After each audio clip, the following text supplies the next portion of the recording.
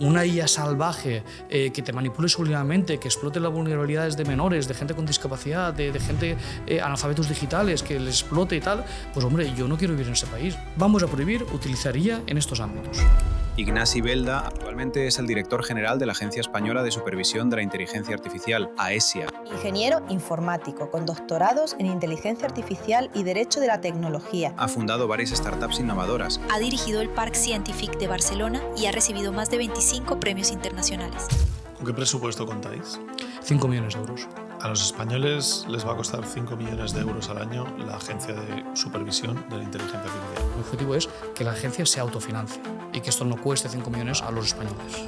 Si viene una multinacional que fabrica en Singapur un sistema de IA y lo comercializa en España, esto es lo que nos preocupa. Aquí es donde yo creo que empezamos a entrar en terrenos un poco más pantanosos, ¿no? Me da la sensación a mí de que hay ciertos requisitos de esta ley que son incompatibles con la tecnología. Yo lo que sí que pienso, y esto no lo digo como director de la AESIA, lo digo como ciudadano europeo, ojalá las empresas ganaran muchísimo dinero y yo estaría contentísimo y todo el mundo estaría muy contento, generaremos empleo, etcétera, etcétera, pero esto no puede ser a costa de los derechos de los demás. Lo que es cierto, y eso sí que es cierto, es que esta parte del reglamento no entra en vigor hasta agosto 26. Eso que dices es muy bueno, porque si realmente no hay un freno por parte del regulador y que lo estén utilizando como herramienta para presionar, para que se regule menos, es una manipulación muy clara por parte de las grandes empresas tecnológicas. Cuando la gente me dice que en Estados Unidos no hay regulación, es falso, sí que la hay. Lo que pasa es que el sistema jurisprudencial anglosajón se basa en sentencias que han sacado los jueces. No hay un consenso social, no hay un debate político. Es un señor que en su casa le llega un caso, resuelve y crea jurisprudencia. Cuando hay un elemento productivo que tiene un coste y de repente este elemento productivo deja de tener un coste o tiene un coste marginal, ahí es donde se produce una revolución. Y ahora el elemento en cuestión, el elemento que valía mucho y pasa a valer casi cero, es la inteligencia. ¿Regular o no regular? Esa es la cuestión. Uno de los debates más intensos en el mundo de la inteligencia artificial es si Europa está haciendo bien intentando regular lo que se va a hacer con inteligencia artificial. En Estados Unidos parece que la regulación es más laxa y en China no tenemos muy claro lo que está pasando, pero lo que está claro es que Europa no está ganando esta carrera. Hoy, para hablar de regulación, tengo nada más y nada menos que a Ignasi Belda, el director de la Agencia Estatal de Supervisión de la Inteligencia Artificial, el primer estamento gubernamental que se ha creado en Europa para supervisar la aplicación del Reglamento de Inteligencia Artificial Europeo. Desde luego, con él vamos a poder hablar de regulación, de si era necesario y de qué es lo que va a aportar una agencia como esta a la infraestructura de inteligencia artificial de nuestro país. Ignasi, ¿cómo estás? Muy bien, ¿y tú? Pues un absoluto placer tenerte aquí hoy. Tenía muchas ganas de esta conversación. Llevamos tiempo intentando cuadrar agendas y al final ha sido posible, así que te agradezco muchísimo que nos hayas hecho el hueco porque me interesa mucho tu punto de vista en todo lo que está pasando con la inteligencia artificial. Pero antes de meternos en la parte profesional, en la parte de lo que tú cumples, el rol que te han asignado más institucional ahora, quiero que me cuentes un poquito más cuál es tu visión personal como persona de la inteligencia artificial. Bueno, a ver, hay un concepto que me gusta repetir allá donde me dejan hablar y es que estamos ante una revolución tecnológica muy comparable o completamente comparable con otras revoluciones del pasado como la revolución industrial, ¿no? La revolución industrial, como sabes, tuvo lugar en Europa hace casi 2 siglos y esta revolución vino para cambiar el mundo, ¿no? El mundo como lo conocíamos antes y después de la revolución industrial no tenía nada que ver. Entonces ahora estamos en una revolución de características muy similares en el sentido de que la nueva tecnología, la inteligencia artificial, está penetrando en todos los sectores de la sociedad y de la economía y por tanto vamos a ver 2 mundos diferentes desde ahora en adelante y desde ahora para atrás. Es decir, ¿crees que va a ser algo tan grande? Porque al fin y al cabo la revolución industrial es uno de los grandes hitos de la humanidad, es uno de esos grandes puntos en que si tenemos que seleccionar 10 eventos en la historia de la humanidad es uno de ellos, sin ninguna duda. ¿Crees que la inteligencia artificial también lo va a ser? Sí, mira, yo siempre en mis libros y en mis tesis siempre he calificado una revolución tecnológica de la siguiente manera. Y es que cuando hay un elemento productivo que tiene un coste y de repente este elemento productivo deja de tener un coste o tiene un coste marginal, ahí es donde se produce una revolución, ¿no? Entonces, en la revolución industrial, antes de la revolución industrial, la energía tenía un coste muy elevado, porque era energía animal o energía incluso de las personas que movían máquinas, ¿no? Y llega un momento que alguien inventa el motor de combustión interna, Perdón, motor de combustión interna, no, motor de vapor, esto viene después, el motor de vapor. Entonces, lo que antes valía mucho dinero, tenía un coste elevado, que era la energía, ahora pasa a tener un coste, digamos, negligible, ¿no? Gracias al carbono. Entonces, esto cambia el paradigma tecnológico y a partir de aquí empieza una revolución. La segunda revolución industrial, con la electricidad y la gasolina y el motor de combustión interna, ahora sí, pues lo mismo. Hay un elemento que tenía un coste muy elevado y de repente pasa a no tener coste. ¿Cuál es este elemento? El transporte de la energía. Por eso fijaros que en la primera revolución industrial las fábricas se tenían que ubicar en las cuencas mineras porque el transporte del carbón era muy caro. Por lo tanto, tenía que ubicarse la fábrica al lado de la cuenca minera, ¿no? O la cuenca carbonífera. Entonces, con la electricidad, pues claro, ya se puede transportar la energía de forma muy barata. Y con la gasolina lo mismo, ¿no? Y el motor de combustión interna. Por tanto, un elemento que valía mucho dinero y que condicionaba el modelo productivo pasa a tener un coste negligible y ahora las fábricas y los coches pueden estar en cualquier lugar, ¿no? Esta es la segunda revolución industrial. Después pasamos a la revolución digital, ya a finales de los 90 del siglo pasado. Perdón. ¿Qué es lo que tenía un coste muy elevado y de repente pasa a no tener coste? Pues la comunicación, ¿no? Comunicarnos antes tenía un coste muy elevado. Yo me acuerdo de mis padres que tenían una empresa a final del siglo pasado, ¿no? En los 70 y 80, que cada vez que tenían que escribir a un cliente, tenían que escribir la carta con la máquina de escribir, meterle el sello, ir a correos, enviar la carta, con suerte tardaba semana y media, 2 semanas en llegar. El cliente lo recibía, pensaba lo que fuera, lo redactaba y, en fin, el ciclo de comunicación era como casi un mes, ¿no? Entonces ahora con un WhatsApp nos comunicamos instantáneamente en cualquier parte del mundo. Por tanto, la revolución digital lo que ha hecho es que el valor de la comunicación pasa a valer cero, por tanto estamos ante otra revolución. Y ahora el elemento en cuestión, el elemento que valía mucho y pasa a valer casi cero, es la inteligencia, ¿no? El pensar, el ser creativos, en fin, la inteligencia en una palabra, antes tenía un coste muy elevado porque somos las personas los que teníamos el monopolio de la inteligencia. Y ahora este monopolio de la inteligencia ya no solo lo tenemos los Homo sapiens sapiens, sino que ahora ya las máquinas pueden pensar y tienen inteligencia, por lo tanto volvemos a estar ante un cambio de paradigma tecnológico. Y en todas estas revoluciones, lo que ha sido un común denominador es que ha habido un tiempo de adaptación a la tecnología que se estaba poniendo en plano, una parte en la que había una transición y luego ha venido una bonanza. Es decir, desde luego estamos mejor ahora que antes de la revolución digital, estuvimos mejor después de la segunda revolución industrial que antes de ella, estuvimos mejor después de la primera revolución industrial que antes de ella, pero esos momentos de transición, que si no recuerdo mal, en la primera revolución industrial los salarios cayeron durante 50 años prácticamente, o 30 años por debajo hasta que volvieron a estar a la altura de cómo estaban antes de la revolución industrial. ¿Esto crees que va a pasar también? Es decir, ¿vamos a tener una transición tan jodida como las que hemos tenido? A ver, transición va a haber, pero no creo que sea jodida, utilizando tu palabra. Porque fíjate que en siglos pasados tampoco fue así. Yo siempre pongo el ejemplo de mi abuela. Mi abuela, que ahora tendría 90 y pico años, siempre me decía que cuando ella empezó a trabajar a los 6 años de edad, trabajaba 6 días a la semana, el único día que descansaba era el domingo, y trabajaba 12 horas diarias. Y imagínate la miseria que cobraría siendo una niña en una fábrica textil recogiendo hilos por ahí, ¿no?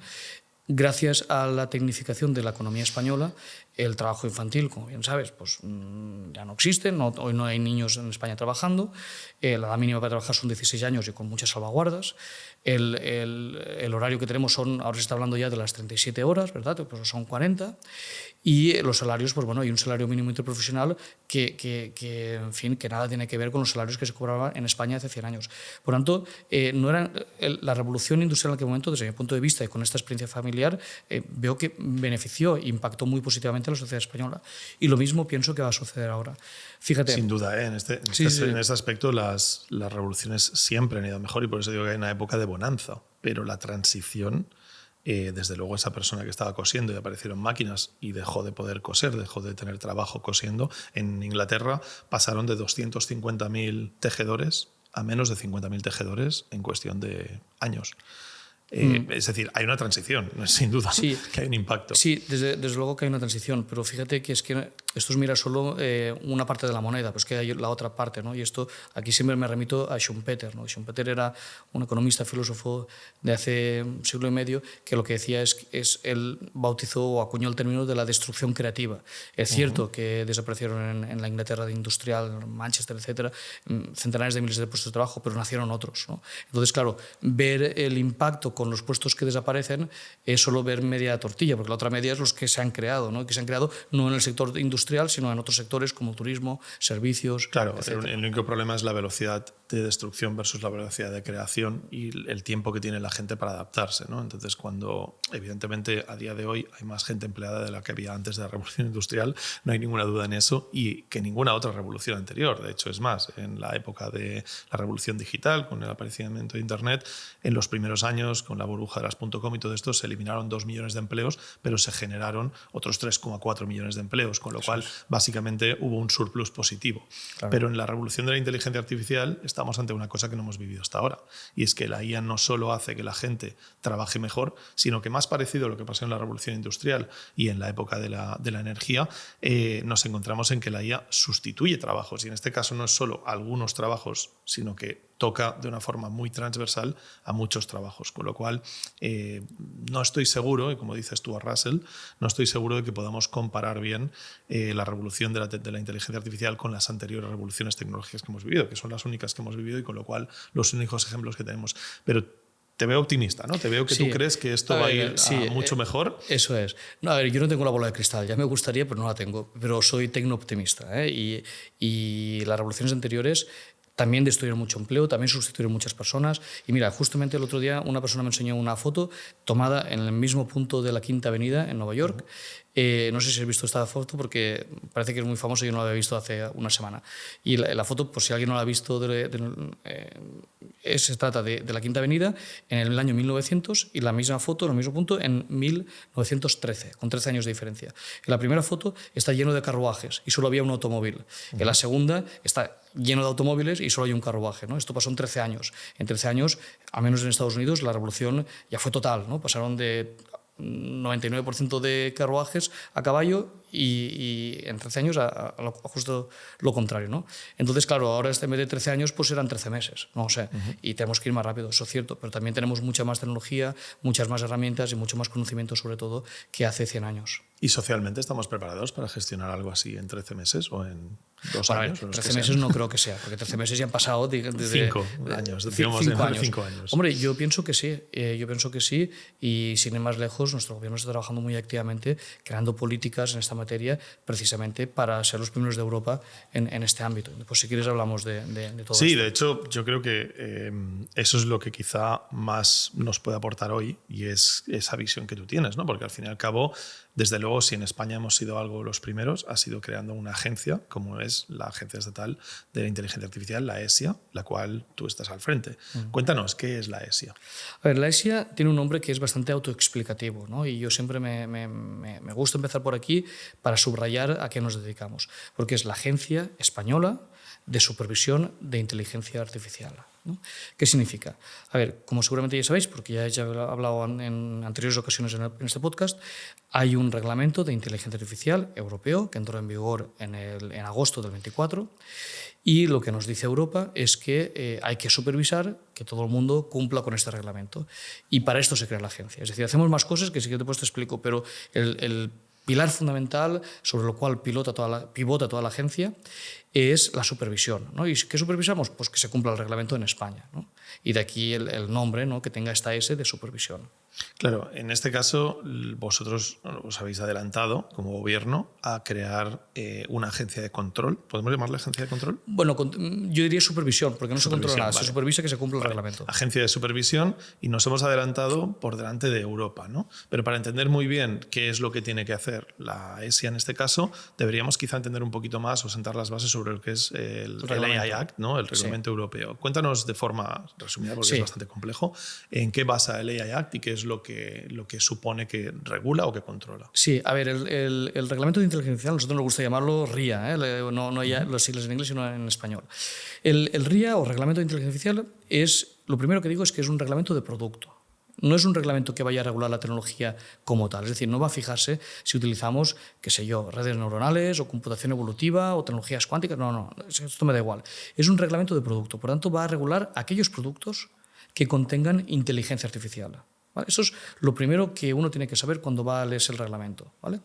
Entonces, Europa tiene una serie de reglamentos de producto, como son los de juguetes, los de productos sanitarios, ascensores, etc.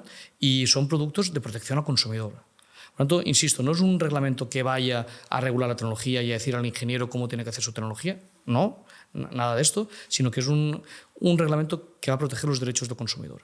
Entonces, al igual que otros reglamentos, lo que hace es coger todos los productos que tienen IA y clasificarlos en 4 cajones. ¿Vale?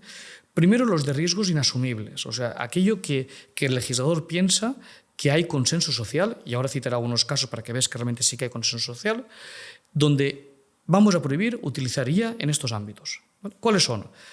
La buena noticia es que son 8 y solo 8. El legislador se ha roto los cuernos aquí para pensar solo 8 casos donde está prohibido utilizar IA.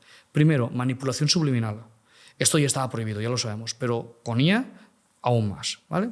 Segundo, explotación de vulnerabilidades, sobre todo de menores y otros colectivos que pueden ser muy vulnerables ante estas manipulaciones, ¿no? Entonces, yo pienso, como humanista que soy, que realmente hay consenso social de que no queremos que la IA manipule a nuestros menores o a nuestros colectivos vulnerables, ¿no? Entonces, el legislador lo que dice es, oye, aquí no se puede utilizar IA, ¿vale? Segundo ámbito prohibido.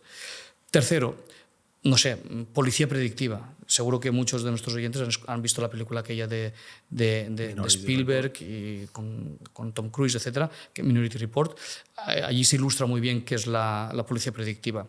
No sé, en aquella película no se utiliza IA, se utiliza otra cosa, pero al fin y al cabo lo que no quiere el legislador es que se utilice IA, los cuerpos policiales en Europa utilicen IA para hacer detenciones preventivas. Hay alguna excepción, por ejemplo, en blanqueo de capitales, porque sí que entiende el legislador que si podemos detectar una operación de blanqueo de capitales antes de que suceda y la paramos a tiempo, detectarla cuando ya ha pasado es muy difícil ya recuperar el dinero.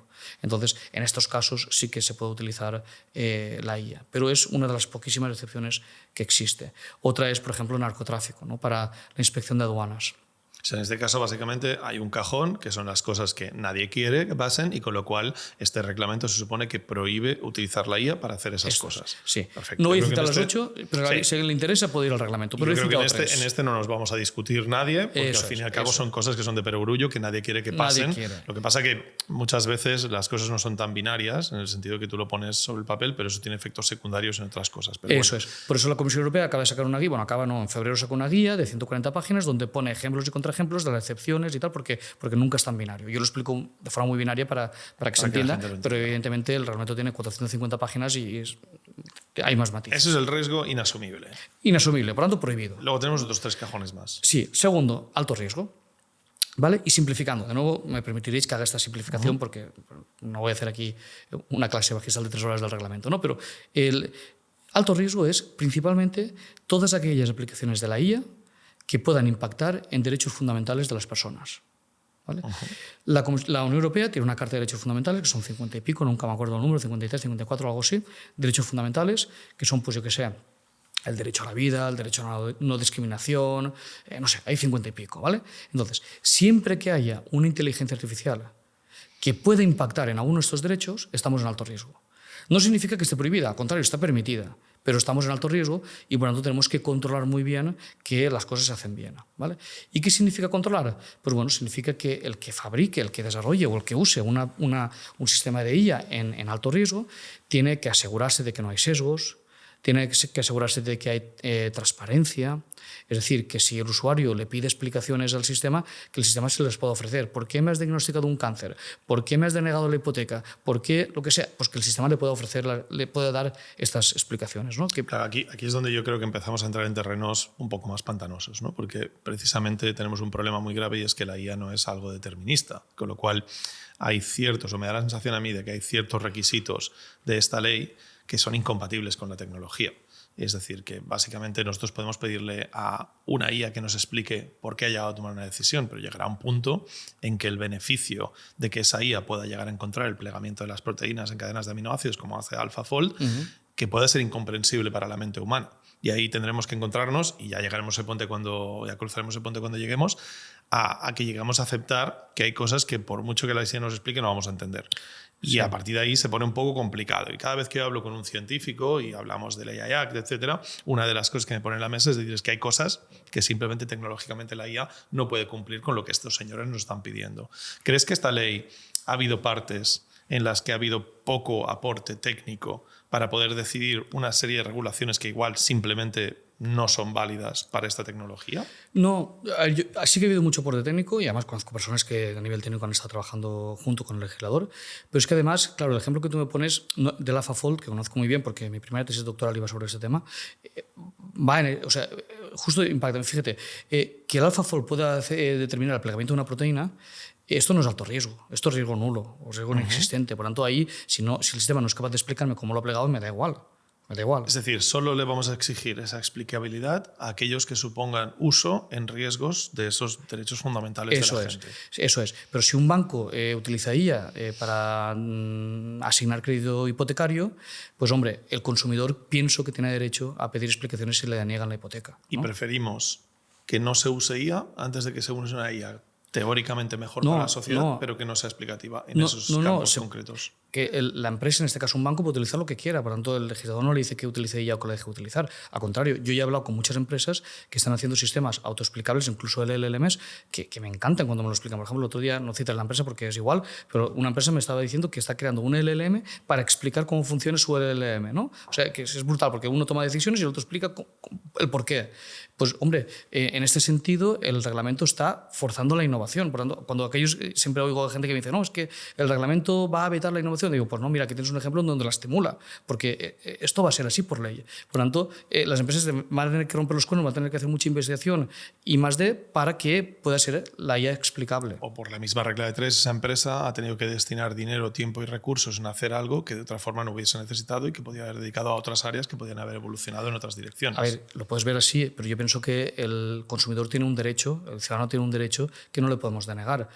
Si ahora mismo yo voy al banco y me denegan la hipoteca y pido explicaciones, vendrá un señor o señora y mira, oiga, a usted no le damos la hipoteca porque mire, su sueldo no cumple no sé cuántos o el 80% del valor, no sé, me dará una explicación.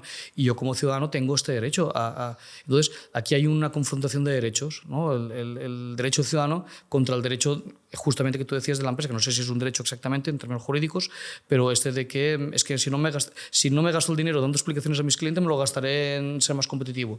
Bueno, pues oye, estamos en Europa, la Europa de los derechos humanos es muy importante, los derechos fundamentales, y por tanto pienso que como europeos hay consenso en que el consumidor puede pedir estas explicaciones y puede exigir que no haya sesgos, puede exigir trazabilidad, etcétera, etcétera, ¿no? Que es lo que dice el reglamento. Pero fijaros que esto solo es en alto riesgo, que esto, desde mi punto de vista, yo soy ingeniero informático, y esto no deja de ser un 5% de todo el mare magnum de la IA. No tengo estadísticas, pero a bote pronto diría que esto es como un 5% de todas las aplicaciones posibles de la IA. Y luego hay dos cajas más de ningún riesgo, en las que ahí somos más laxos. Sí, bueno, para ir por orden, riesgo moderado es la siguiente. Entonces, riesgo moderado es simplemente en aquellos casos donde un ciudadano se pueda llevar a engaño, y ahora voy a ponerte el ejemplo típico del chatbot, ¿no? Pues avisar de que está ante un chatbot. Por ejemplo, ahora mismo a mí me llaman a menudo, no sé si a ti también te pasa, pero yo tengo esta desgracia que a menos una vez por semana me llama alguien ofreciéndome trabajo, y es una máquina. Yo cuando oigo la máquina ya cuelgo porque ya no sé qué hacer, lo he bloqueado, pero siempre te llaman de números diferentes. Bueno, ya sabéis la historia esta, ¿no? Entonces, ahora es muy evidente cuándo es una máquina, cuándo es una persona, es muy evidente. Pero llegará un momento, y esto puede ser mañana o pasado o dentro de un año, no lo sé, pero será pronto, donde será indistinguible cuando estamos ante una máquina o cuando estamos ante una persona. Por lo tanto, lo que dice el reglamento dice, oye, lo puedes hacer sin ningún problema, pero por favor avisa al ciudadano, avisa al consumidor, avisa al cliente de que está hablando con una máquina. Ya está. Este es el banner, ¿no? Lo mismo aplicaría, por ejemplo, a una fotografía. Si tú eres un periódico y no tienes la fotografía de la noticia del día por lo que sea y generas esta fotografía con IA, ¿lo puedes hacer? Pues claro que lo puedes hacer, pero por favor mete un banner ahí diciendo que esta foto ha sido generada con IA para no llevar a engaño a nadie. Esta es la segunda categoría, ¿no? Este es un muy buen ejemplo, y yo viniendo del mundo del audiovisual creo que ahí puedo aportar mi granito de arena, que igual ha faltado un poco de eso también en esta parte. Es uno de los ejemplos que yo creo que genera un efecto secundario que no queremos nadie probablemente, ¿no? Y se trata de que Cuando tú obligas, por ejemplo, vamos a poner una marca como Nike, ¿no?, a hacer un anuncio de publicidad, ellos hacen un anuncio de publicidad evidentemente por libre albedrío, porque ellos quieren vender sus productos, y cuando tú les obligas a poner una coletilla de que esto está hecho con IA en una imagen que a priori puede ser totalmente inocua, como puede ser una chica corriendo por la calle con unas zapatillas, estás obligando a hacer algo pues parecido como lo que hacemos con el tabaco o con otro tipo de cosas que tiene un sentido porque es perjudicial, ¿no? Pero en ese caso esa imagen es inocua.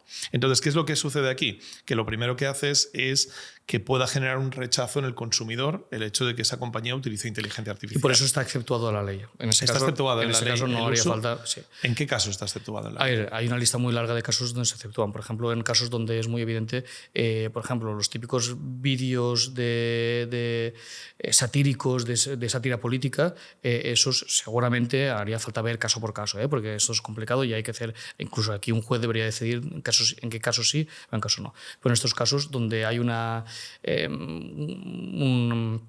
¿cómo decirlo? Pues no me acuerdo del textual de la ley, pero es cuando hay un caso muy evidente de que es algo chistoso, si me permites, o algo muy tal, pues ahí no hace falta meterlo, ¿no? Yo creo que lo que acabas de decir es la clave del tema, ¿eh? El hecho de que la empresa se encuentre en esta situación de tendremos que mirarlo, si podemos hacerlo o no, ya es un freno al desarrollo de esa publicidad con inteligencia artificial, que evidentemente se lleva por delante el trabajo de creativos como yo, que antes hacíamos esas fotos, pero que también permite que esa empresa pueda generar más negocio con menos coste y con lo cual sea una empresa más rentable, lo cual es el objetivo de toda empresa, ¿no? Pero precisamente ese punto de habría que mirarlo es esa burocracia que quizá no es el problema de lo que pone en la ley, sino es el problema que nos encontramos la mayoría de veces en Europa, muchos emprendedores, empresarios, etcétera, en que nos encontramos en esa situación de no sé si puedo o no puedo hacerlo, ante la duda no lo hago porque me supone un problema, me supone un esfuerzo, me supone tal, y es esa parte burocrática que creo que es uno de los problemas grandes que tenemos en Europa de raíz, ¿no? Que es que tenemos mucha más burocracia que en otros sitios, simplemente, ¿no? No sé si... A ver, yo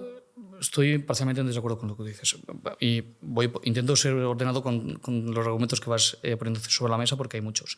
Primero, para una multinacional como la que tú citabas, ver esto tiene un coste insignificante, eso para empezar, ¿no?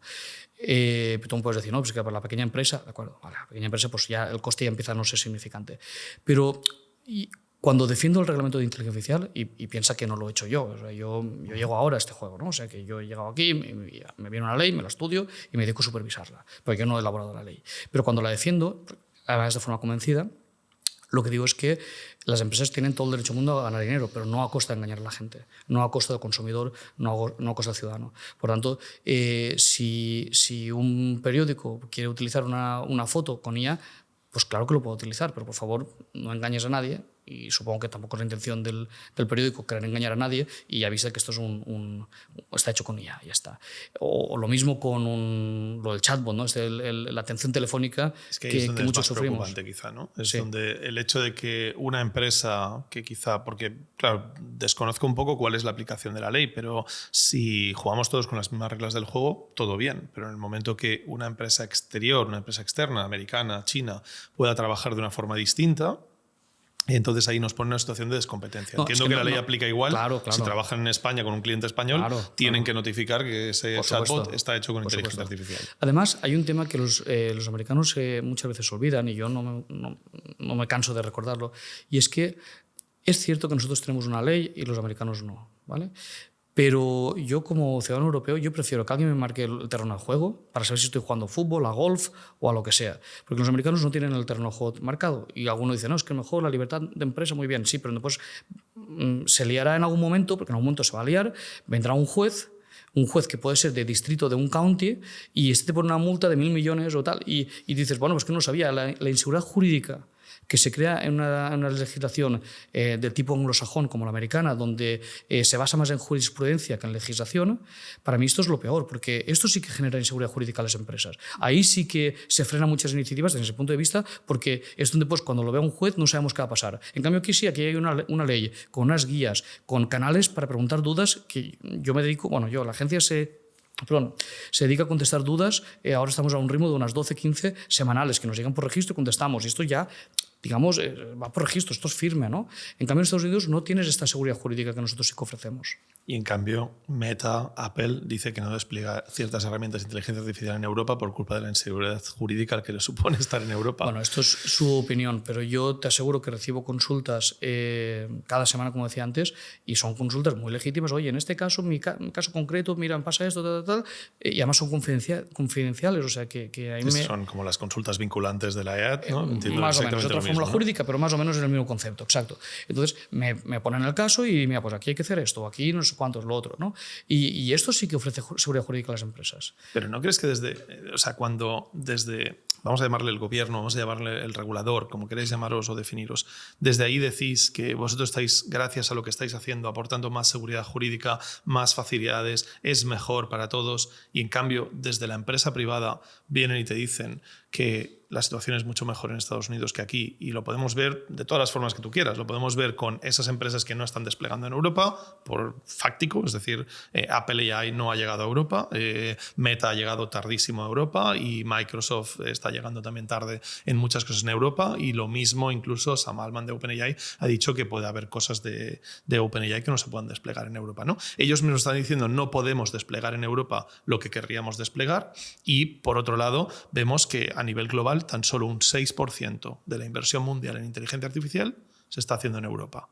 ¿No crees que hay una desavenencia entre lo que decís, lo que nos proponéis, lo que nos decís que es lo mejor para todos, de lo que realmente está siendo un efecto claro en que aquí en Europa no se está invirtiendo en inteligencia artificial, no se están desplegando tecnologías para los ciudadanos?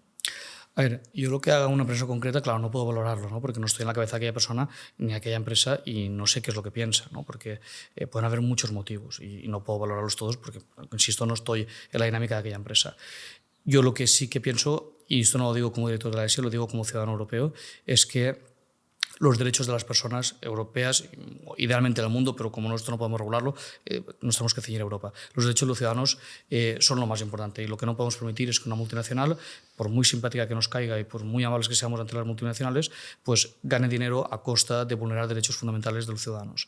Entonces, ojalá las empresas ganaran muchísimo dinero y yo estaría contentísimo y todo el mundo estaría muy contento, generaremos empleo, etcétera, etcétera, pero esto no puede ser a costa de los derechos de los demás. Y esto es lo que intenta establecer estos límites de juegos, los que intenta establecer el reglamento. Pero déjame que acabe porque queda un último cajón, que para mí es el importante. Es el cajón de los de bajo riesgo o riesgo nulo. Esto es, como decía antes, yo soy ingeniero informático y esto es el 90, 95, 92% de las aplicaciones informáticas. Cuando oigo quejas del reglamento, digo, bueno, vale, pero para centrarnos y para contextualizar, estamos hablando de un 2% o un 5% del reglamento. Todo lo demás, o mejor dicho, el reglamento no de la tecnología, ¿no? Cuando estas empresas que tú antes citabas se quejan, digo, vale, para ponerlo en contexto, ya eres consciente de que el 90% de lo que tú haces aquí no te aplica para nada el reglamento, pero para nada, porque si estás en bajo riesgo no te aplica absolutamente nada, estás excluido, digamos, ¿no? Solo estamos hablando de donde hay posibles vulneraciones de derechos fundamentales. ¿Vale? Por lo tanto, tenemos que ser conscientes de que estos límites que ha puesto el legislador aplican a muy poquitas cosas. Desde luego, una de las cosas que yo creo que se hacen peor desde los entes gubernamentales, desde los reguladores, es la comunicación. Y creo que ahí hay un problema tremendo, porque evidentemente la imagen pública, yo estoy relativamente más informado que la mayoría de la gente y conozco los diferentes cajones, etcétera, pero la mayoría de la percepción pública no es de que esto no me afecta al 90% de mis cosas. Entonces ahí desde luego lo habéis vendido mal, porque si se hubiese vendido de forma de que esto solo afecta a esos casos concretos del tío que quiere hacer un arma biológica con inteligencia artificial, desde luego la gente no estaría tan preocupada por el AI Act. Y creo que ahí hay un error que incluso en algunos círculos yo he escuchado ciertos mea culpas de que realmente, oye, igual no se ha contado como se tenía que contar esto, ¿no? Y creo que esa es una de las consecuencias de que la percepción del AI Act sea negativa en general por una gran parte de la sociedad, que cree que es una sobreregulación de algo que igual tendríamos que dejar correr un poquito más, y que no es que yo esté más o menos de acuerdo, pero simplemente me da la sensación que esa es un poco la percepción global y creo que tiene mucho que ver con cómo se ha contado, ¿no? Pero en cualquier caso, lo que está claro es que España tuvo mucho que ver con el AI Act. De hecho, Carme Artigas presidía la comisión, no sé si era una comisión o tal, que lo empezó a montar. ¿Cuándo se empezó a montar el AI Act? Espero que estés disfrutando de este podcast. Quiero hablarte de Plot, el patrocinador de este podcast y de algunos de mis vídeos. Es una pequeña grabadora que permite grabar con un solo botón todo lo que está pasando a nuestro alrededor. Eso me permite, por ejemplo, cuando voy a una reunión presencial, poder hablar con la gente mientras lo estoy grabando con inteligencia artificial. Y al acabar la reunión puedo utilizar Plot para resumirme esa reunión, darme diferentes bullet points, hacer correos electrónicos o lo que quiera con toda esa información. Plot es un dispositivo súper sencillo de utilizar que pones en la parte trasera de tu móvil y que graba todo lo que oye alrededor tuyo. Además, también tiene una funcionalidad para grabar reuniones online. Con Plot lo que hemos conseguido es traer la inteligencia artificial al presencial, algo que ya hacíamos muchos a través de las reuniones online, pero que ahora también puedes hacer en cualquier cosa que esté pasando en el mundo real. Sin duda, una herramienta que merece mucho la pena tener. Es un dispositivo súper pequeño, ligero, la batería le dura un montón de tiempo y simplemente lo pones en la parte trasera de tu móvil. Si quieres un Plot, tienes el link en la descripción, pero te recomiendo muchísimo que empieces a utilizarlo porque cada vez más será más importante tener toda la información de nuestro día a día para obtener la asistencia de la inteligencia artificial. A ver, esto, las fechas exactas no las tengo porque yo, insisto, no estaba. Yo empecé justo hace un año, ¿no? Pero el impulso, digamos, principal del AI Act, o del RIA, ya me llevas a tu vocabulario, el RIA, que nuestra lengua, digamos, tiene un término que es el reglamento, ¿no? Y en inglés dicen Act, nosotros reglamento. El reglamento tuvo el impulso final durante la presidencia española de la Unión Europea. Entonces ahí es donde se aprobó después y entró en vigor también un poquito después, pero el impulso definitivo, digamos, fue durante la presidencia española y por tanto nuestra secretaria de Estado del momento, que era la señora Carmen Tigas, pues evidentemente tuvo un papel fundamental, claro que sí. De hecho, a mí me consta que esto se empezó a gestar antes de que ChatGPT existiese, es decir, antes del 22. Correcto. Con lo cual estamos hablando de una legislación, un reglamento, sí, ¿vale? Un reglamento que se empieza a plantear pues digamos en 2021 o por ahí, por esa época, y que se acaba aprobando, se acaba ejecutando a principios de 2024 o por ahí. Se aprueba en julio del 24 y entra en vigor en agosto del 24, un mes después. Una gran parte del trabajo se hizo antes de que la inteligencia artificial generativa llegase con un terremoto como ha llegado. Luego, una parte del trabajo final se hizo durante la presidencia española en pleno auge de la inteligencia artificial generativa, cuando todos estamos más perdidos que un pulpo en un garaje viendo cómo ChatGPT atropellaba todo lo que nos habíamos imaginado hasta el momento, y de repente aparece una legislación, un reglamento, para regular una tecnología que está en constante cambio. ¿Cuánto crees del RIA que va a ser válido en cuestión de un año cuando empiece a aplicarse? Porque hace poco hemos visto que hasta 2026 no se va a hacer efectivo realmente. Bueno, hay diferentes bloques. Pero déjame, ahora te contesto esto, pero déjame que te conteste una pregunta que me has hecho antes por el medio. A ver, antes comentaba los 4 cajones de riesgo, ¿no? De riesgo inasumible, riesgo alto, moderado y bajo, ¿vale? Hay una quinta categoría que no la cito nunca y debería. ¿Por qué? Porque esto no es competencia española, no es competencia de los Estados miembros, es competencia de Europa. Y esta quinta categoría son los llamados LLMs, ¿no? Que en la terminología europea son los GPIs, General Purpose Artificial Intelligence, ¿vale? Entonces, la supervisión de esta quinta categoría es exclusiva de la Comisión Europea, ¿vale? Okay. Entonces, ¿por qué te digo esto? Te digo esto porque cuando el reglamento empezó a trabajarse y a negociarse, porque como todo elemento político, pues claro, tiene una negociación muy dura, los ChatGPTs y compañía aún no estaban tan popularizados como lo están ahora mismo, ¿no? Ya existían, pero no estaban tan democratizados.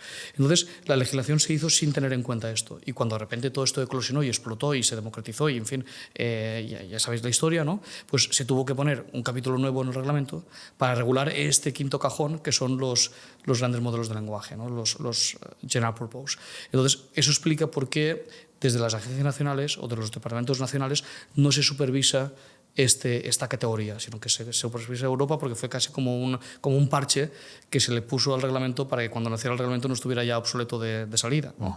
Y por tanto que estuviera actualizado. Entonces tú me preguntabas, ¿cuánto durará? Pues a ver, no lo sé porque como decía antes no tengo la bola de cristal, pero lo que sí que sé es que el propio mecanismo ya incorpora, el propio reglamento ya incorpora los mecanismos para ir actualizando la ley según convenga mediante autos de ejecución europeos. Vale, entonces básicamente lo que tenemos es un reglamento que regula la inteligencia artificial y el uso regula los productos que contienen inteligencia artificial. Vale, eso es importante. Regula los productos que contienen inteligencia artificial, lo que tienen que cumplir para salir al mercado y poder venderse en el mercado europeo, ¿no? Y por otro lado tenemos un parche que regula lo más importante de la inteligencia artificial, que son los LLMs, que es la base de Bueno, lo más prácticamente todo. importante, no sé si lo más importante, porque yo ya tengo la cafetera inteligente, la lavavajillas inteligente y el termo inteligente. O sea, la tele inteligente, todo esto está regulado por la primera parte. Para Pero la entendernos. mayoría de ellos van a incluir LLMs de un tamaño o de otro. Es decir, a día de no. hoy tenemos en dispositivos Android, tenemos Gemma instalado o Phi de estos son Microsoft y al dispositivos- final estos son son LLMs pequeños Sí. que van a cumplir ciertas funciones. Sí. Pero ahora en China se están vendiendo aspiradoras que llevan DeepSeek. Bueno, vale. Pero yo, por poner un ejemplo propio, yo tengo un calentador de agua caliente en casa que tiene IA. Y este calentador lo que hace es aprender los patrones de consumo de agua caliente en mi casa para ser más eficiente en calentando el agua y que no esté calentando el agua todo el día. Entonces, ahí no hay un LLM. Ahí hay un sistema de ¿No aprendizaje. crees que mañana ahí habrá un LLM que gestionará esa IA? Bueno, pues entonces este producto se regulará por otra parte del reglamento. Ahora mismo se regula por la parte del reglamento de productos de bajo riesgo, porque ahí no hay ningún riesgo. Vale, pero ahí yo ya veo una desconexión del reglamento con la realidad, ¿no? Es decir, la realidad pasa por LLMs. Es decir, yo no tengo la menor duda. Yo no estoy tan de acuerdo en esto, porque esto es como matar bombas a cañonazos y tenemos que también ser conscientes, como tecnólogos que somos, que a veces, como está de moda el LLMs, pues le hago lavavajillas con un LLM, pero realmente hace falta un LLM por un lavavajillas, cuando lo único que quiero es ver el nivel de suciedad que tengo en esta carga y meter el detergente que haga falta. Es más, hace falta inteligencia artificial, ¿no? Por tanto, tenemos que también ser que no nos venda la moto, no sé, y como tecnólogos que somos, y aquí todo el mundo que nos ve pues son amantes de la tecnología sin ninguna duda, también saber, porque yo ya he visto hasta un Excel con colorines que lo llaman un Excel con IA. Totalmente de acuerdo. Entonces, bueno, sobre todo con los agentes hay un problema grave de prostitución de la palabra. O Eso sea, es, sin eso, ninguna duda. eso. Entonces, bueno, pongamos un poco también de barreras, ¿no? Pero lo que no quita es que, y a ver si estamos de acuerdo en eso al menos, es decir, en que vamos hacia un futuro en que el asistente personal de cada uno de nosotros va a ser un LLM Eso que sí. luego va a gestionar las 35.000 IAs y historias que tengas instaladas en cada uno de los sitios para eso, con lo cual en el momento que tu LLM, llámale ChatGPT, llámale Alexa, llámale Perplexity, llámale Copilot, como quieras llamarle, ese LLM que va a ser el que se va a interconectar con todo, entiendo que eso es lo principal que va a ser lo que nos afecte de una forma directa a los ciudadanos, el que se pueda o no se pueda desplegar una función u otra que nos saque la gente de OpenAI, de Microsoft o de Google, ¿no? Bueno, pues Y si eso- esto termine sucediendo, pues no habrá ningún problema porque el reglamento está previsto. O sea, es que, que estamos de acuerdo porque el reglamento ya lo prevé todo esto, por lo tanto no hay ningún problema.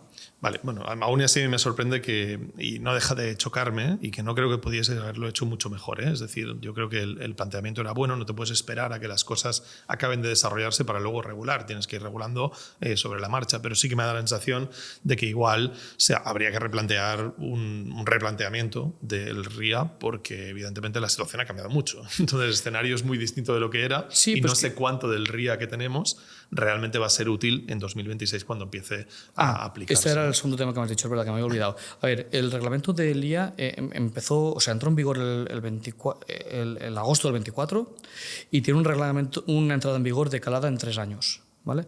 Entonces, ya hay partes importantes del reglamento que han entrado en vigor y otras no.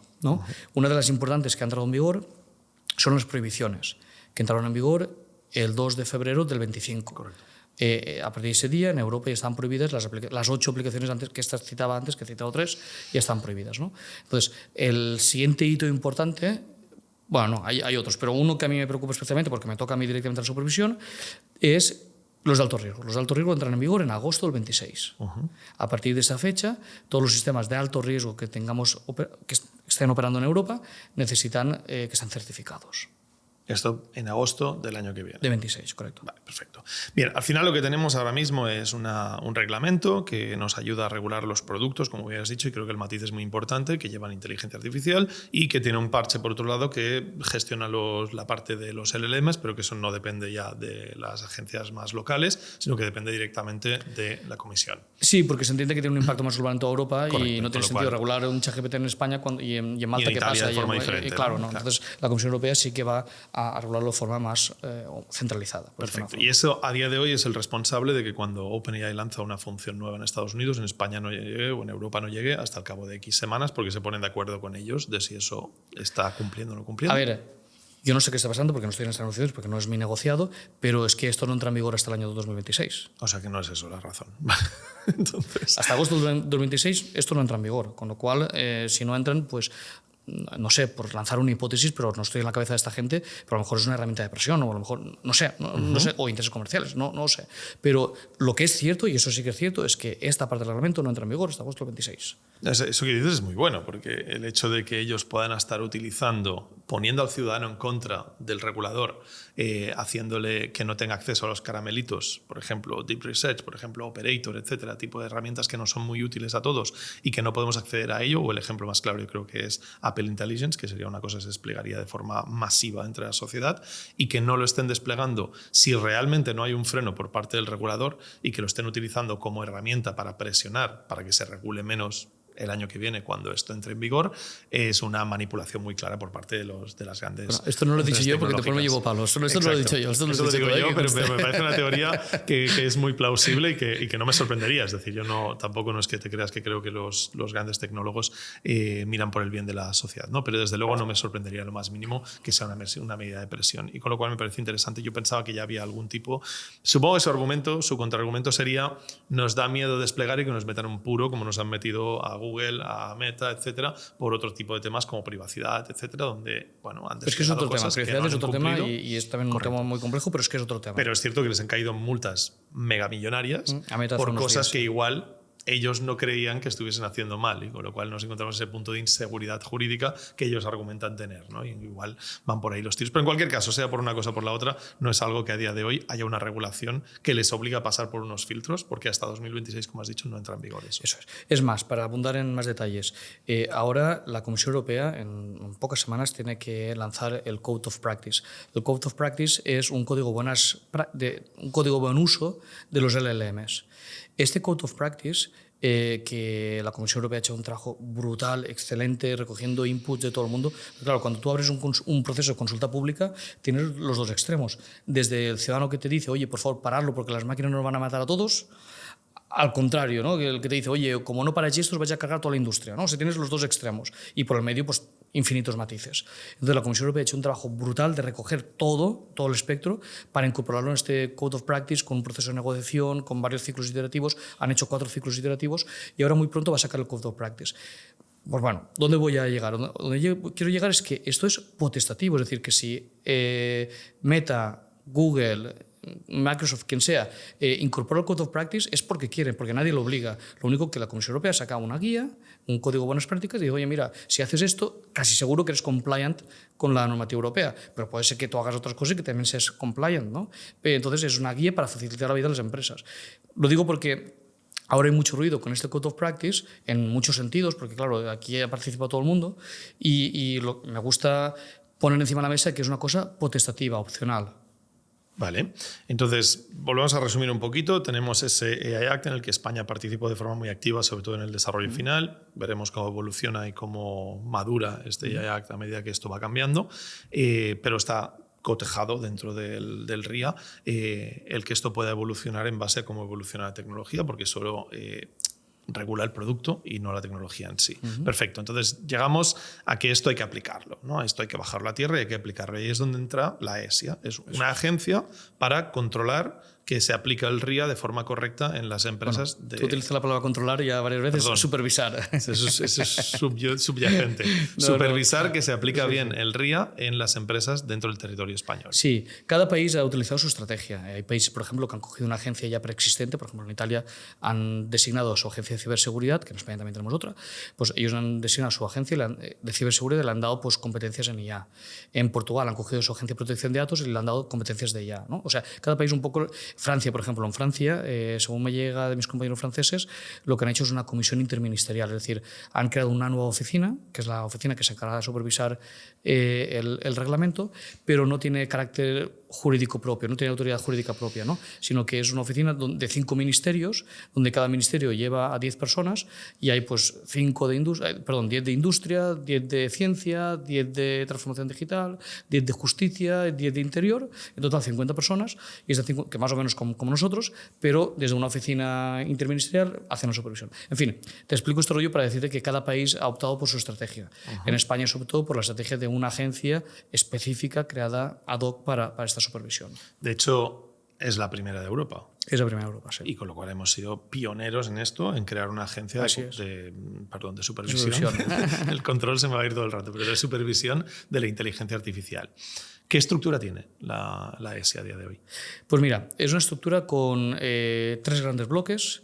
Primero está, evidentemente, la presidenta, que es la secretaria de Estado, que es quien ostenta la presidencia. Después vengo yo, como director general, que ya es más operativo, ¿no?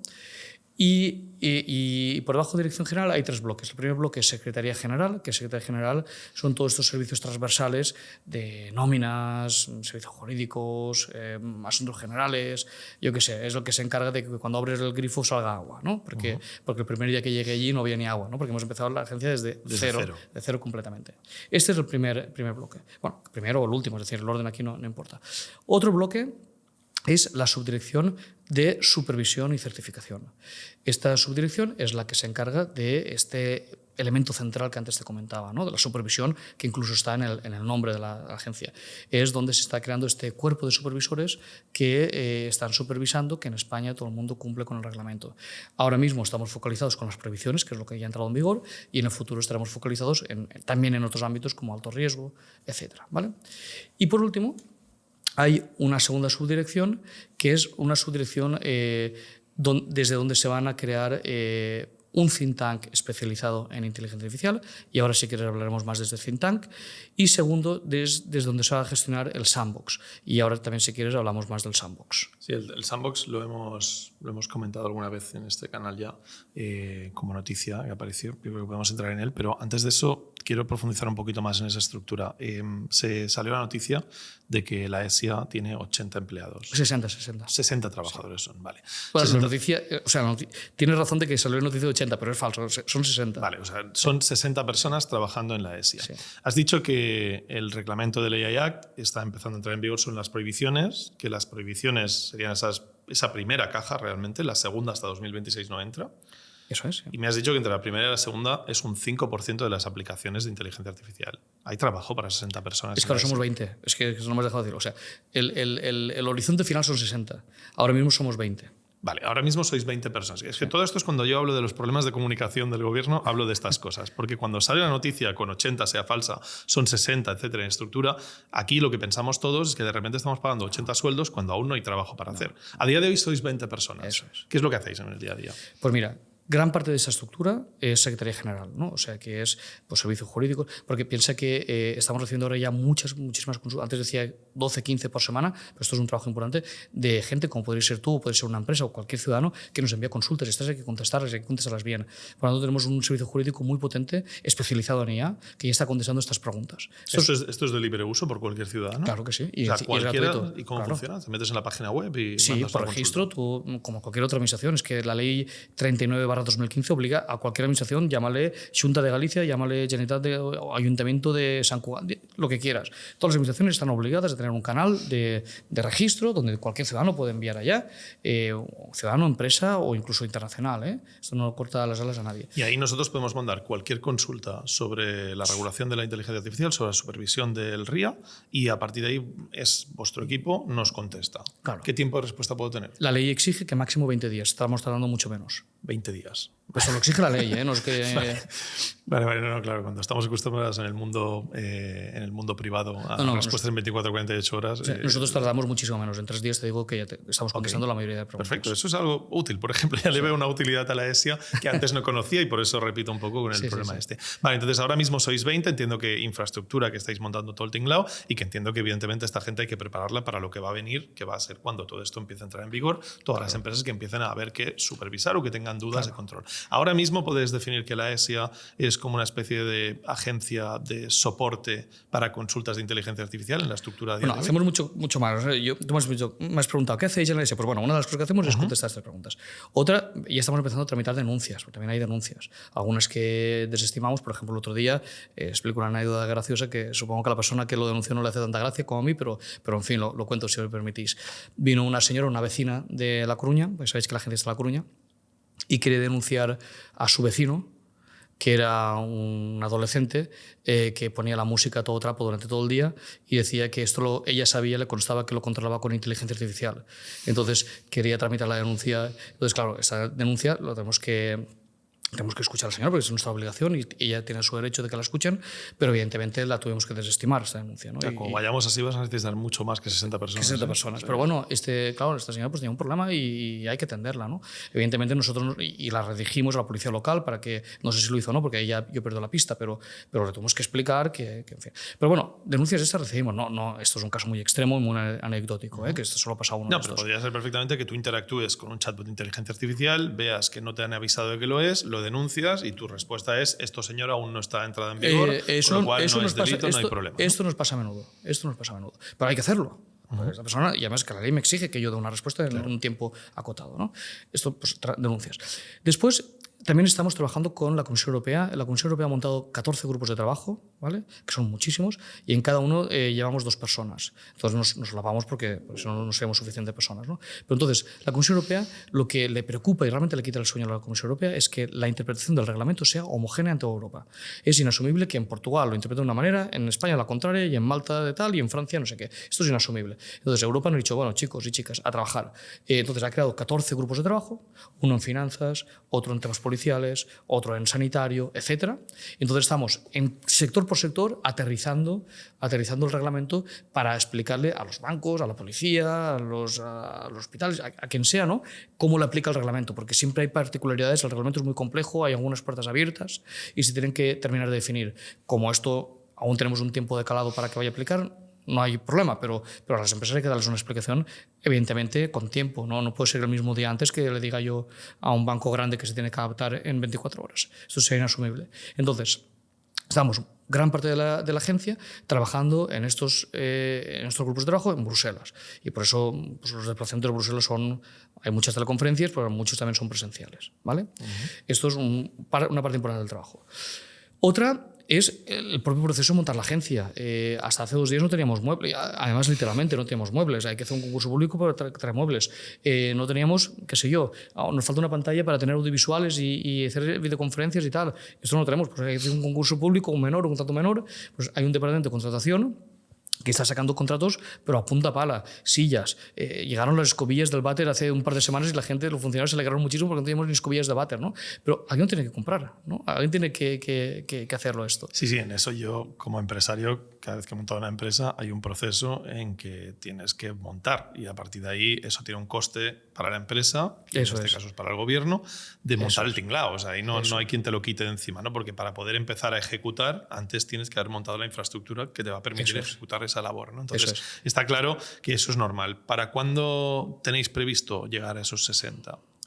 A ver, nosotros hemos lanzado hace un mes varios procesos de contratación abiertos, algunos solo para funcionarios y otros abiertos para todos los profesionales, iba a decir españoles, no, españoles internacionales, de hecho se presenta mucha gente internacional, ¿no? O sea, son lo que nosotros en terminología de la administración se llaman los laborales, ¿vale? Entonces, los laborales son en total 30, la mitad son funcionarios, de los 60, 30 son funcionarios y 30 son laborales. Entonces, estos 30 laborales ahora hay que preparar la oposición, porque va por un proceso de oposición, hay que hacer los exámenes, tenemos que prepararlos, aulas, test, correcciones, etc. Y la idea es que lleguemos a velocidad de crucero sobre febrero, marzo del 2026. ¿No?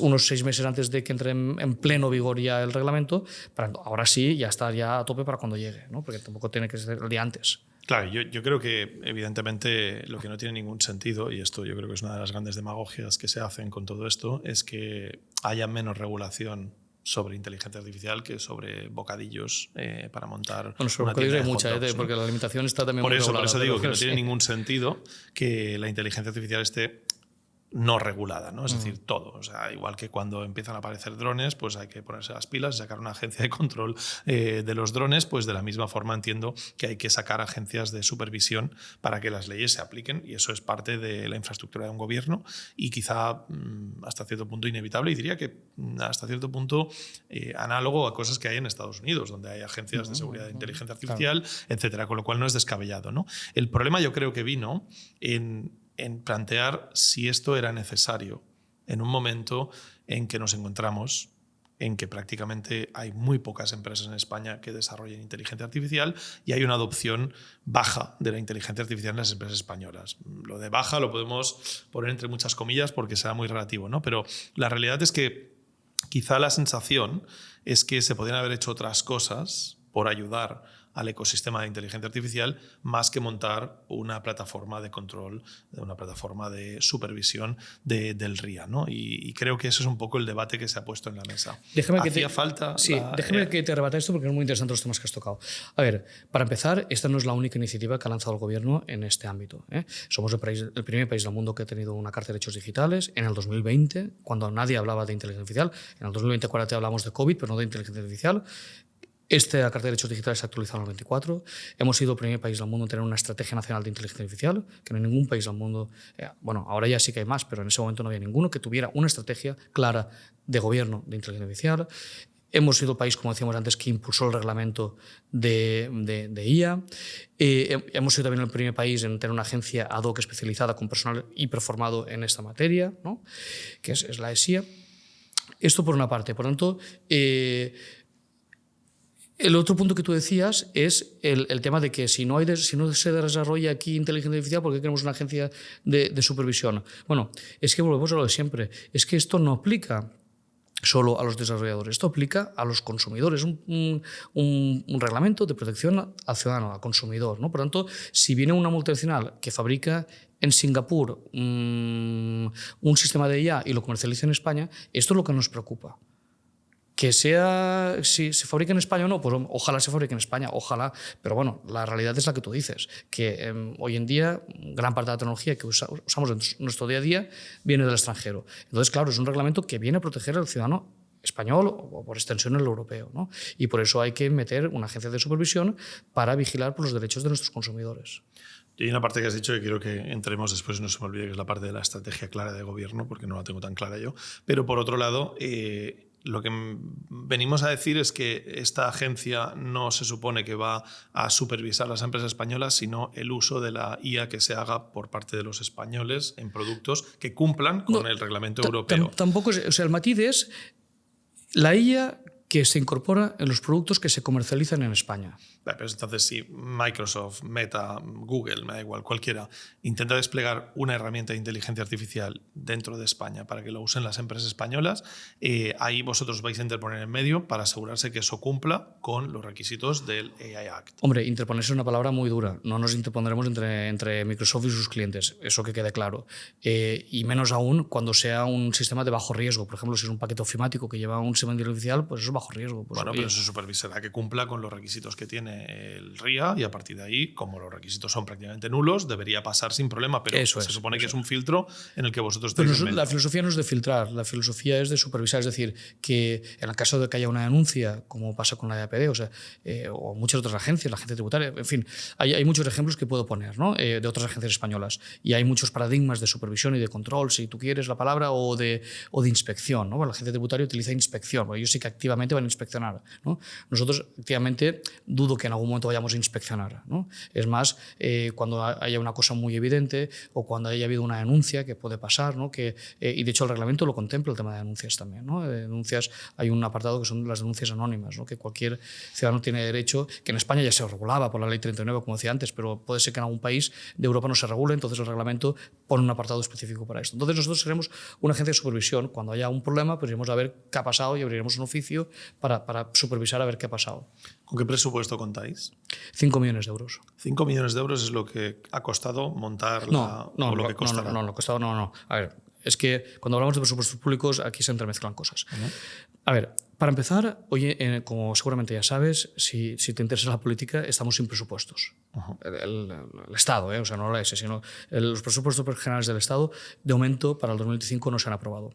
Tampoco se aprobaron en el 2024. Y por lo tanto, estamos trabajando con los presupuestos aprobados en el 2023, que están prorrogados. En el año 2023 se presupuestó una cantidad de 5 millones de euros anuales para la ESIA. En el 2023 yo no estaba y por lo tanto entiendo que no se consumieron, o si se consumieron eran no para la agencia sino para ponerla en marcha, ¿no? Desde el ministerio, pero no tengo datos porque yo no estaba aún. En el 24 ya entré y por lo tanto ya puedo hablar como mínimo de la segunda mitad del 24 que ya gastamos un poquito de este dinero, ¿no? Y por lo tanto no se han gastado ni de lejos los 5 millones de euros. Y ahora en el 2025 es el objetivo que es ejecutar, porque claro, también es una desgracia para el ciudadano que haya presupuestos que no se ejecuten, ¿no? Porque el dinero que de alguna manera hay que gastarlo si no se pierden, después hay que devolverlo a Europa y pasan ese tipo de cosas que no nos gustan, ¿no? Por lo tanto, el objetivo del 2025 es si podemos llegar a un porcentaje alto de ejecución de este presupuesto. Entonces, a los españoles les va a costar 5 millones de euros al año la Agencia de Supervisión de la Inteligencia Artificial. Cuando esté en el largo plazo, sí. Vale. Entonces, a mí el único... Aunque déjame también matizar, porque esto que tú dices puede verse como una visión sesgada, porque es media parte de la moneda.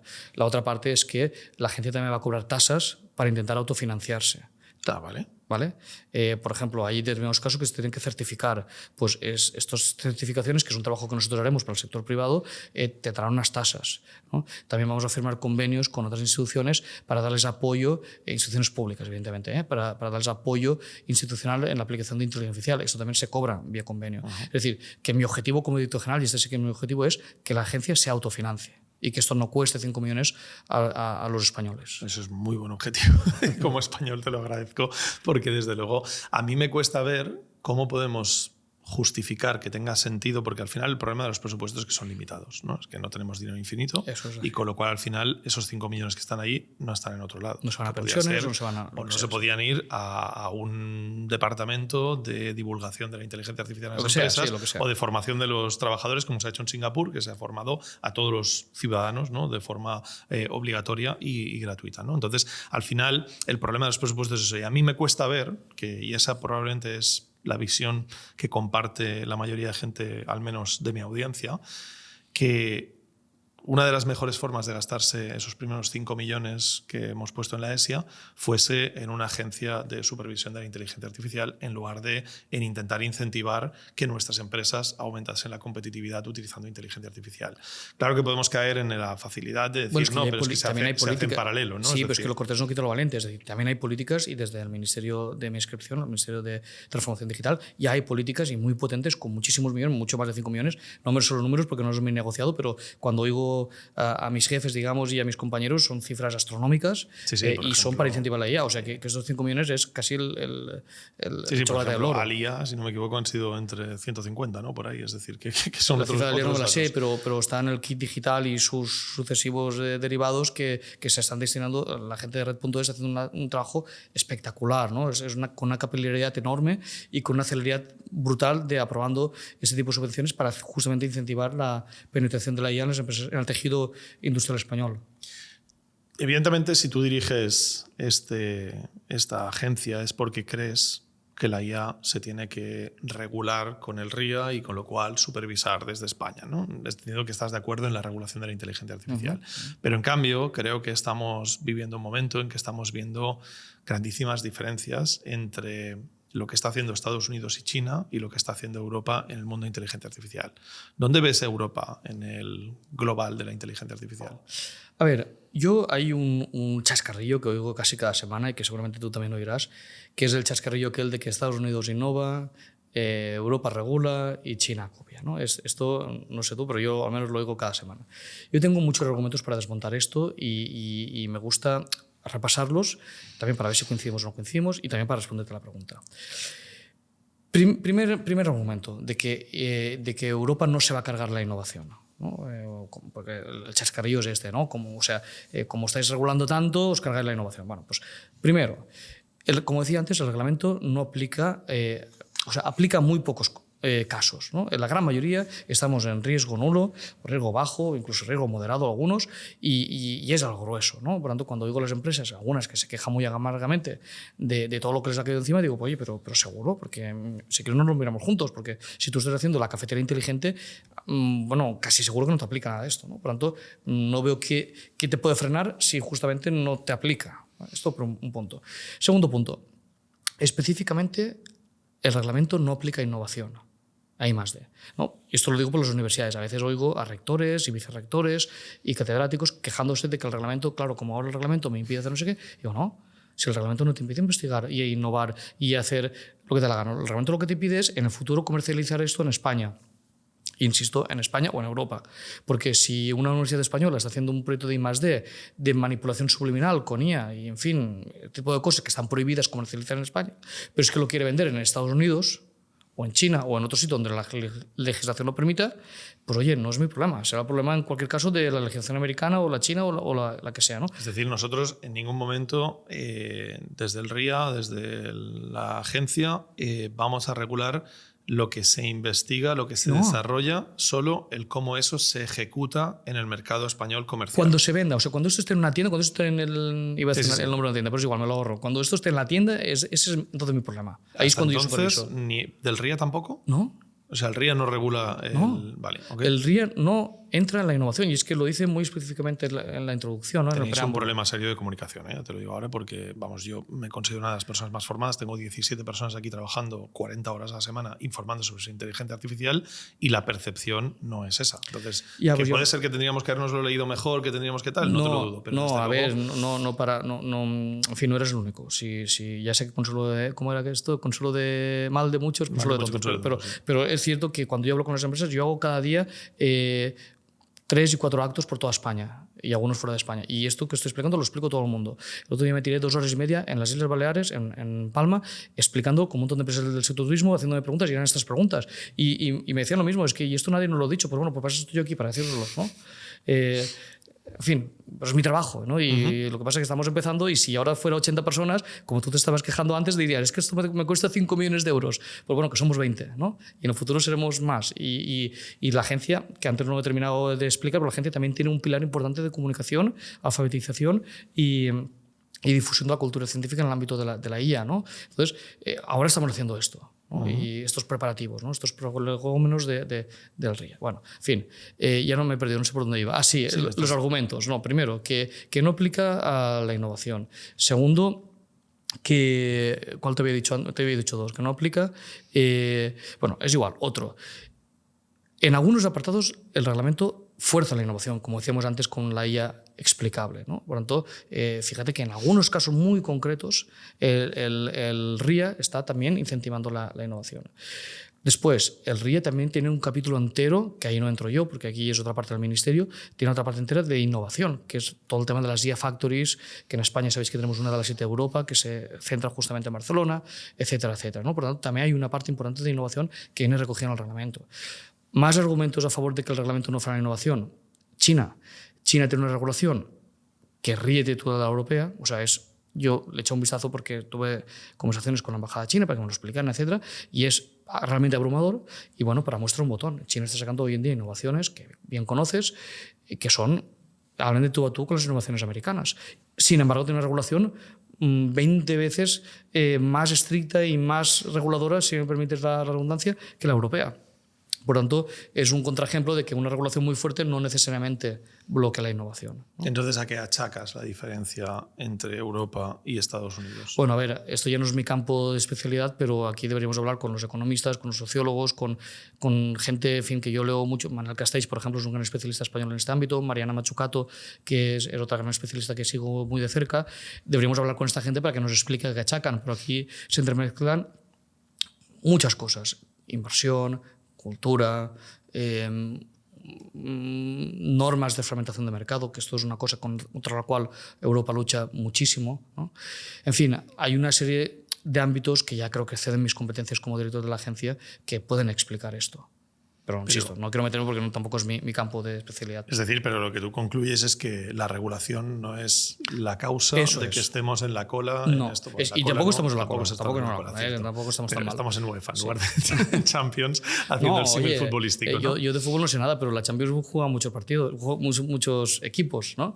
Y no todos la ganan, está claro. Y hombre, solo la gana uno, está claro, pero en fin, pero sí que estamos en la Champions y tenemos que creérnoslo, ¿no? ¿Tú crees que estamos en Champions? Por supuesto que sí. Claro, si analizamos un poco el total de países del mundo, evidentemente en el top 20 debemos estar, ¿no? Pero es que no son todo factores estrictamente tecnológicos. También hay un factor, por ejemplo, de protección del ciudadano.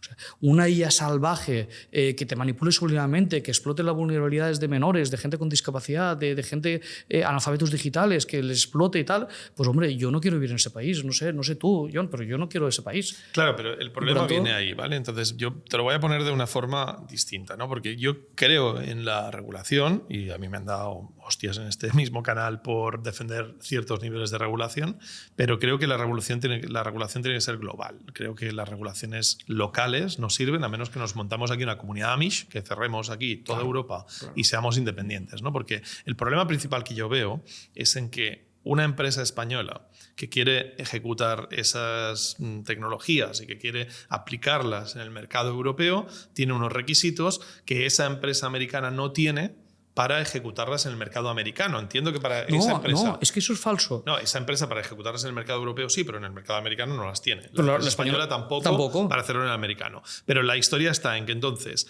yo soy una empresa que no tiene nada que ver con la IA, ¿no? Y que está en España y que hago piezas de coches, por ejemplo. Hago piezas de coche, ¿no? Y yo me dedico a hacer piezas de coche que después le vendo a los americanos o a los japoneses.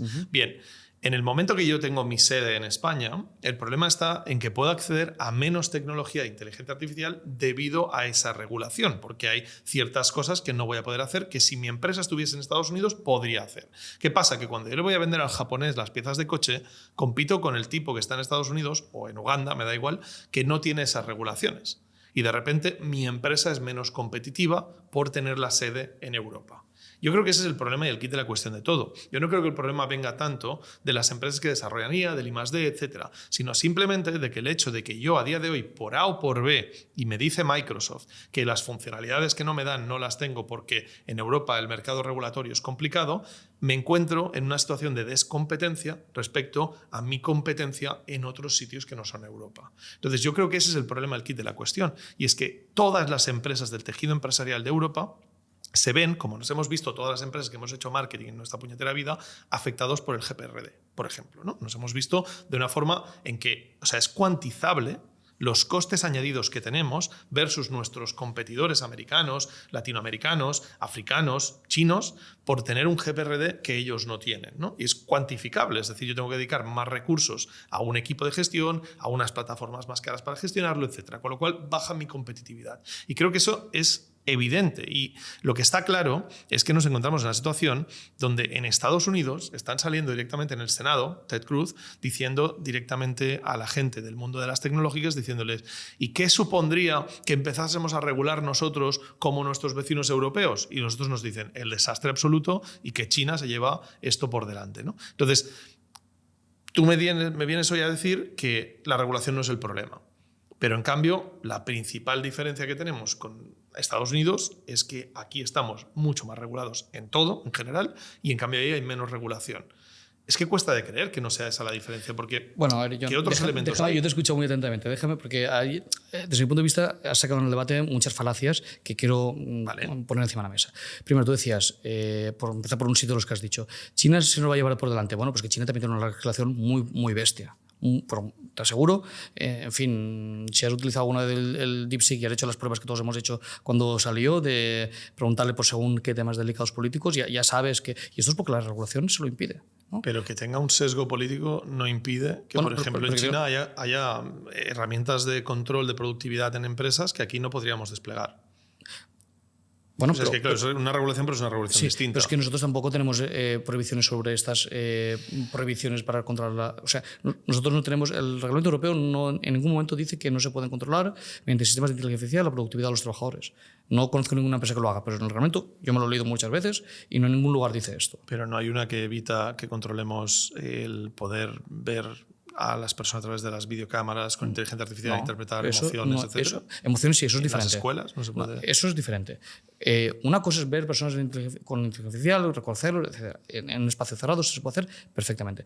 Lo que prohíbe, es una de las 8 prohibiciones, es reconocer emociones con fines retributivos. Es decir, lo que está prohibido es que, yo qué sé, un supermercado exija a sus cajeras que estén todo el día sonriendo al público y pongo una cámara mirándote todo el día y si deja de sonreír le dejo de pagar el bonus semanal.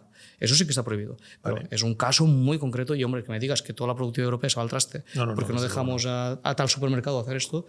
En fin, Esto es un punto. Por tanto, cuando decimos es que China se nos lleva por delante, no creo que sea así, a menos por la regulación. Es un punto. Segundo, la gente dice, en Estados Unidos no hay regulación. Bueno, es que eso es falso, es que hay mucha legislación. Lo que pasa es que el sistema jurisprudencial anglosajón se basa precisamente en esto, en jurisprudencia, en sentencias que han sacado los jueces, y puede ser una sentencia del county, de yo qué sé, de un lugar más recóndito que te puedes imaginar, de Oklahoma, que este juez allí saca una sentencia y a partir de ahí todo el mundo tiene que ir, y es que lo hemos visto en muchas ocasiones, en muchos ámbitos de la economía, ¿no?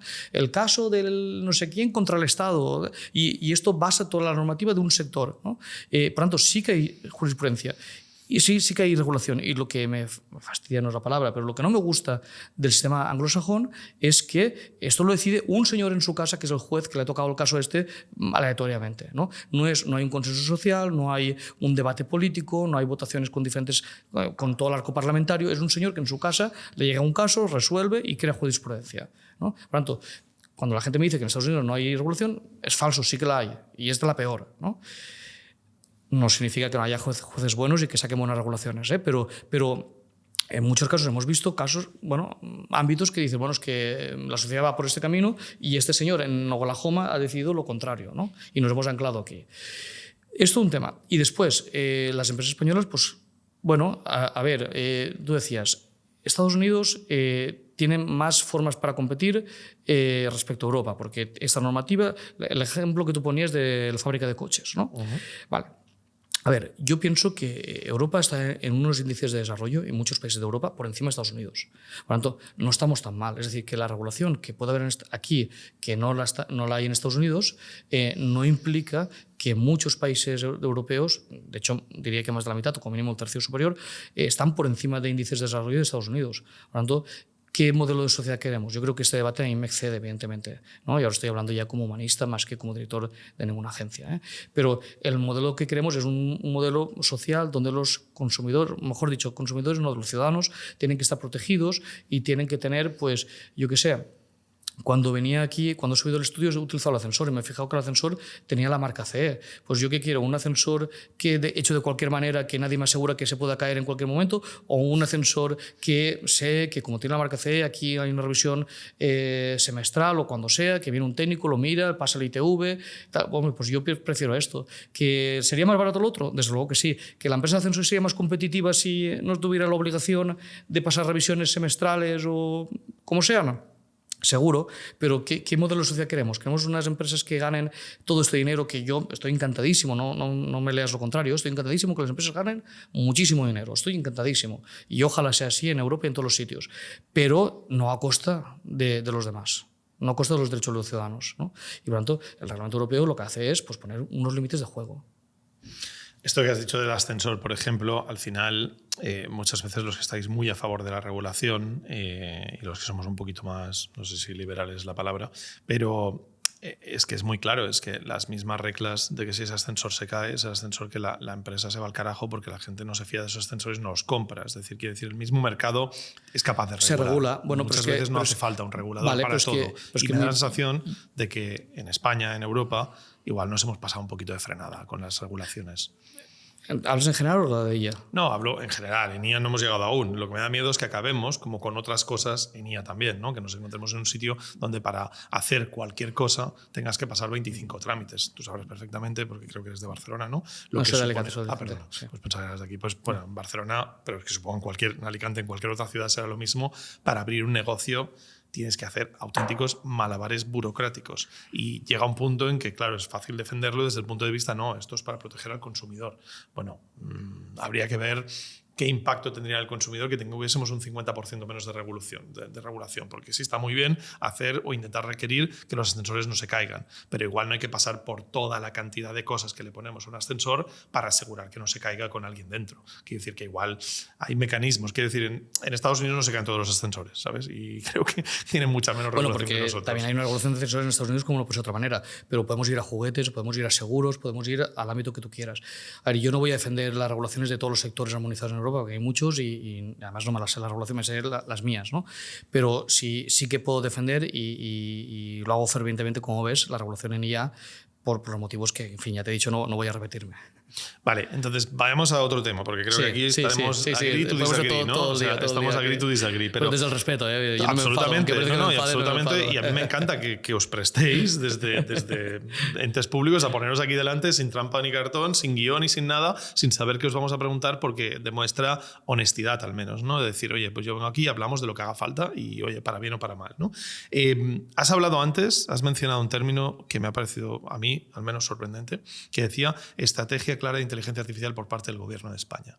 ¿Cuál es la estrategia de inteligencia artificial del Gobierno de España? Bueno, a ver, yo pienso que esto, corrígeme si me equivoco, pero creo que has invitado ya al secretario de Estado y que creo que ya ha venido, ¿no? No ha venido. No ha venido, pero bueno, pero vendrá, no tengo ningún... Antes o después, esperemos cuadrar fechas. Hombre, yo esto... no te corresponde. No me corresponde, vale. Y prefiero que lo diga ella porque es su rol, ¿no? Mi vale, rol es no, supervisar. Porque me ha sorprendido como dejarlo como sí que te acepto el que digamos que hemos sido pioneros en crear la primera agencia de supervisión de la inteligencia artificial, es un hecho, no hay duda. Sí que acepto que España ha estado por delante en la presidencia que ha ejecutado la regulación de inteligencia artificial, que al menos hay un trabajo de pensar cómo leches va a afectar la inteligencia artificial, con lo cual eso también creo que es un punto a favor. Y sí que creo que no somos los últimos de la clase como mucha gente se cree, porque tendemos a caer en esa demagogia. Es que yo cuando voy a Europa, y te aseguro que voy casi cada semana, cuando hablo con mis colegas, con mis compañeros de otras agencias europeas, se están fijando en España y con la gente de Polonia, tengo un montón de conversaciones, los de Francia, los de Dinamarca, los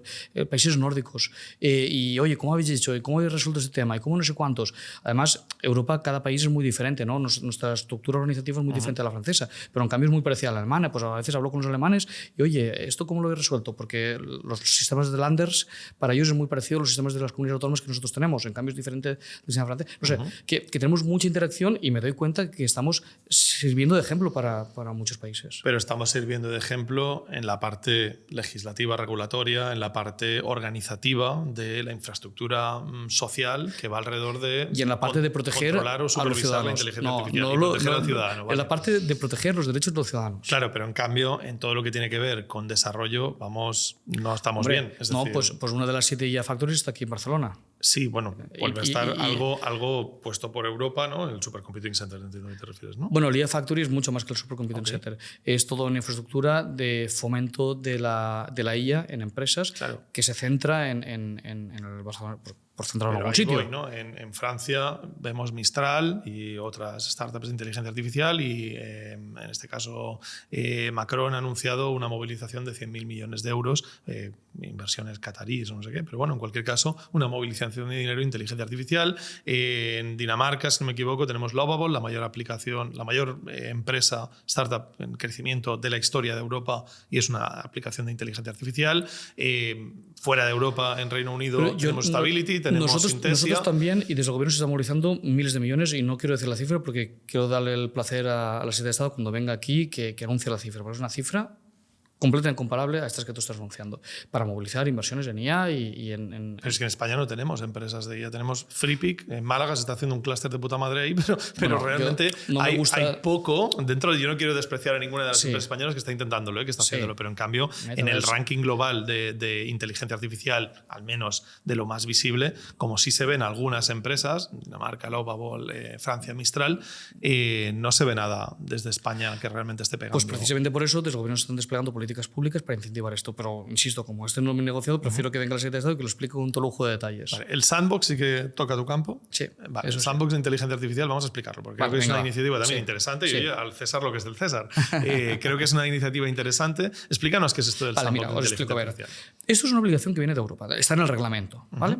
Entonces, el legislador, ¿qué ha pensado? Dice, oye, mira, aquí algunas empresas, las de alto riesgo, sí que les vamos a meter más carga administrativa, ¿vale? Porque hay que, lo que decía antes, demostrar que no hay sesgos, más que demostrar, no, certificar que no hay sesgos, que es diferente, transparencia, lo que explicaba antes, ¿no?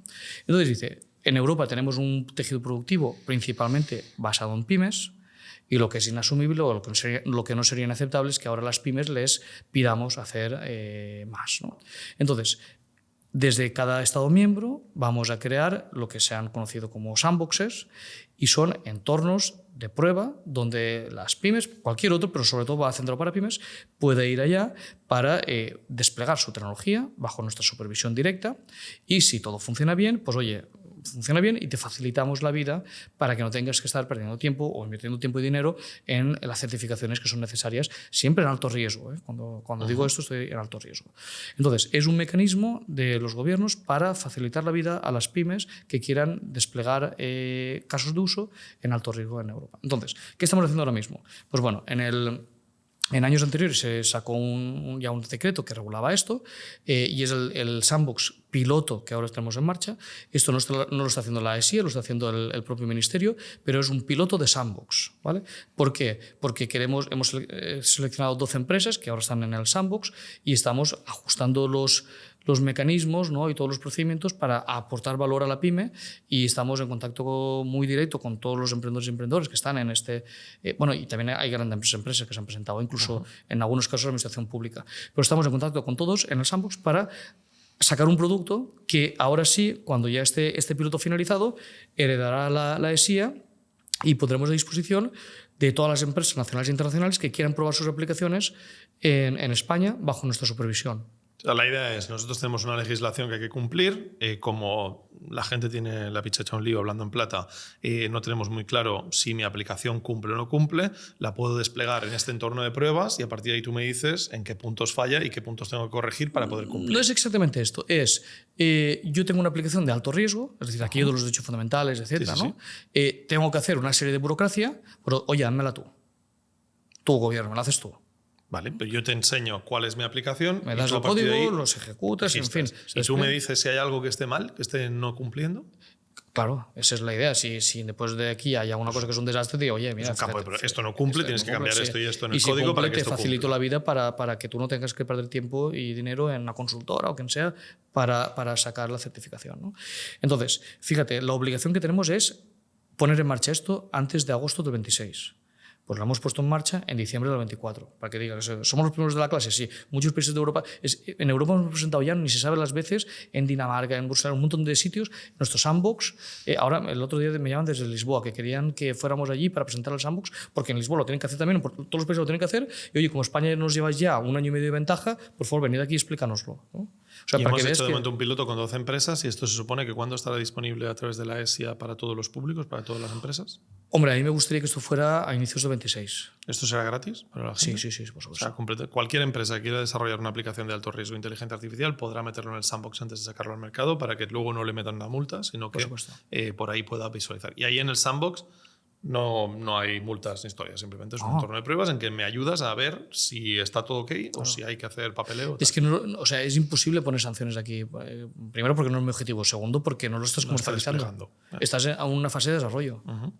Por lo tanto, digamos, el reglamento no te aplica porque no lo estás comercializando aún.